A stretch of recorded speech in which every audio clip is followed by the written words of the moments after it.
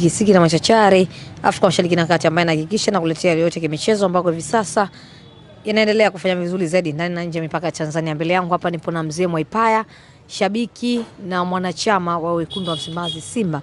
Tunaenda kuzungumza mengi ya kimichezo, hususan kuhusiana na timu yake akiwa kama mzee wa Simba.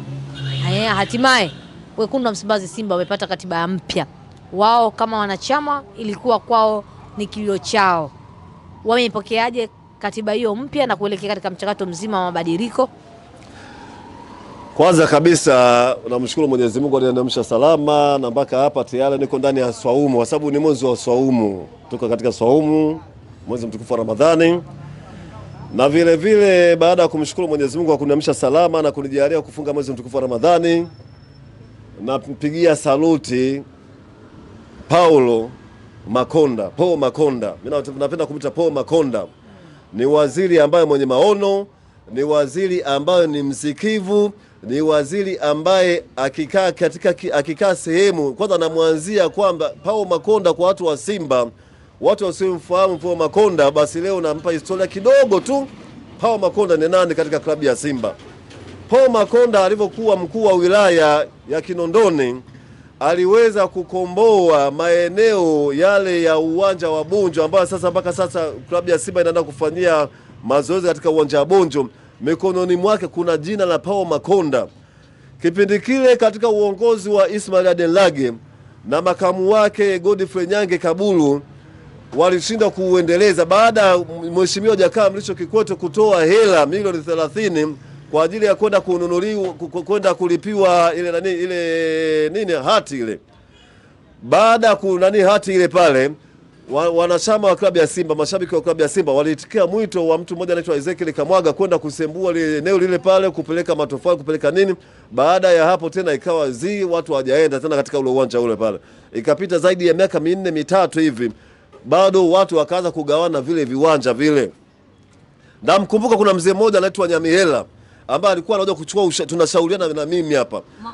Mwaipaya, kupokea katiba mpya, nyinyi kwenu kama wazee wa Simba mmefurahia kiasi gani, ama inaenda kuwanufaisha kwa namna gani? Na ndio maana nitaka kuja huko, yani nitaka kumpa kwanza maua yake Paul Makonda Masia, yani kwamba watu wamjue ni mtu wa namna gani.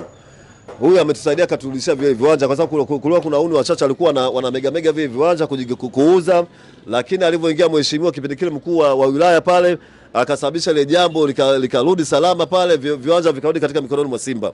Kwa hiyo tunavyorudia hapa kumpa pongezi Paul Makonda, hatuwezi kuacha kumpa pongezi vile, yani mwanamichezo namba 1. Kila mtu anamjua mwanamichezo namba 1 katika nchini nani, ambaye aliwezesha kumteua Paul Makonda kuwa waziri wa michezo mpaka katuletea ile jambo. Kalizungumzia tarehe 18, lakini msajili akaona hawezi kusubiri siku 12, katumia siku 2 tu kuja kuleta katiba ya klabu ya Simba ambayo ilikuwa kama yani kama bidhaa ya magendo.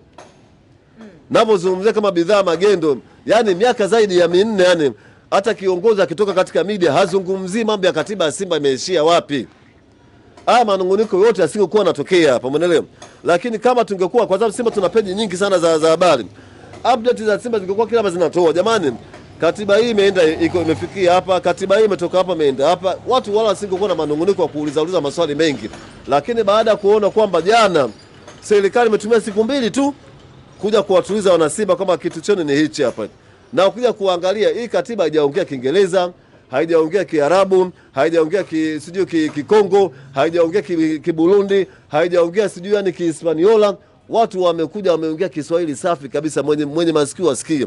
Na ndio maana najaribu sana kuwa hapa, na nimeshukuru zaidi kuniletea maiki ili kujaribu kuweka mambo mengine sawa, kwa sababu katika mitandao ya kijamii kuna watu wengine hawana elimu. Msia, hawana elimu ya uchambuzi katika kuelekea katika masuala katika masuala kama haya katiba. Mwenyewe msajili kazungumza wazi kabisa, kaika wazi kwamba serikali imezingatia kwanza wanachama, imezingatia 51% na imezingatia 49%, na imetoa yani imefungua kodi ambayo hata mwekezaji Mo Dewji alisha kushauriwa kwamba wawekezaji watakiwa wengi, na alikubali, umeelewa? Na nimependa zaidi kwamba kauli ya msajili kusema vipi kwamba serikali imeangalia kwanza, imeidhinisha, kwa sababu imeona kwamba hii katiba hii haitakuwa na uvunjifu wa amani, haitakuleta migogoro katika klabu ya Simba, na vile vile haitafuta ule uwekezaji ulioanza. Yani main point ni hapo kwamba serikali inagundua kwamba klabu ya Simba tayari ilishaanza kuwa na utayari wa uwekezaji. Kwa hiyo imefungua kodi namba kusema kwamba vipi serikali inataka yenyewe kwamba wawekezaji wawe zaidi ya mmoja, wawe wengi. Umeona mpaka hapo? Na imerudisha mamlaka kwenye bodi ya wadhamini, sio viongozi wa klabu ya Simba. Kwa sababu hata wao viongozi, kamati yoyote ya utendaji ni mali vile vile bodi ya wadhamini ya klabu ya Simba. Umeelewa? Kamati yote ya utendaji. Kwa hiyo nimefurahi zaidi kuona kwamba sasa tunaenda kuwa kwenye uweledi mkubwa zaidi wa kwenda kuelekea katika uwekezaji, kwa sababu bodi ya wadhamini ndio wenye mali. Na mimi nilikuwa nachelea kuona kwamba kwa nini kila ukifanyika uchaguzi mwenyekiti akiingia swala la uwekezaji analipiga chini, mwisho kwenye mitandao ya kijamii katiba sio ana nguvu, hana nguvu. Yaani malumbano yanakuwa hayo, hana nguvu. Sasa serikali imeondoa sasa mwiba kama wadhamini ndio wenye mali ya klabu ya Simba. Kwa hiyo wadhamini watakaa na mwekezaji, na wawekezaji ndio watapeleka ile yani mambo yao kwa wanachama watapitisha, tunakwenda huko. Yani nyinyi kama wazee wa Simba mmefurahia kupata katiba mpya? Jibu limerudi kwa sababu tulifanya press pale yani Magomeni Mikumi pale kwenye tawi la mpira pesa, na tulizungumza kabisa na tukaomba hata baadhi ya mawaziri ambao mashabiki wa klabu ya Simba ambao tumeona wamekaa kimya zaidi, basi watoke wazungumze japo hata tuwasikia hata neno moja. Lakini mimi nimefarijika sana kuona kama sauti yangu imepaa. Nimemwona Paul Makonda amezungumza kwamba nataka swala la Simba liishe na nataka msajili usinifuate, tumia kanuni na sheria. Mbona simple tu. Sasa kama viongozi wetu wa klabu ya Simba wangekuwa wanazungumza, jamani katiba iko kwa msajili, kuna mtu angekuwa analaumu. Lawama alikuwa anataka wenyewe kukalia kitu ambacho cha watu wengi umekaa nacho tu kwenye sanduku. Mwaipaya, turejee sasa katika pichi. Juzi tuliweza kuishuhudia timu yako ikicheza mchezo wa FA mkashinda goli 3. Namna ambavyo unavyotazama kikosi chako kinazidi kuimarika mdogo, ama mbinu za mwalimu Steve Becker unazionaje kuingia kwa wachezaji? Mimi nimeona kabisa kwamba huyu jamaa Steve Becker huyu anataka kuseti standard yake yani mbinu yake. Nimeona akawachezesha yule swali alikuwa kuna mtu mmoja anaitwa Mbegu, si Mohamed Mbegu na Masinde yule. Nimeona yani wamecheza kama Ismail Tule, yani kama yule Mbegu yule kacheza kama Lucien Diloku, kacheza kama Ismail Tule, kacheza kama Abdrazaki Hamza, kacheza kama huyu Wilson Nangu. Yana maana kwamba anakuchezesha yani kabla ya mechi anakuambia nataka ucheze kama yani mimi mfumo wangu ni huu hapa. Nimeona yule Masinde kacheza yani wamecheza vizuri kabisa tena kwa utulivu kabisa pale. Pembeni yake katika yani kuwalinda walinzi kakaa Daudi Simfuko pale. Kapiga pasi nyingi sana pale za maana, umeelewa? Na mbele pale kaikuwa huyu Neo Maema hapa.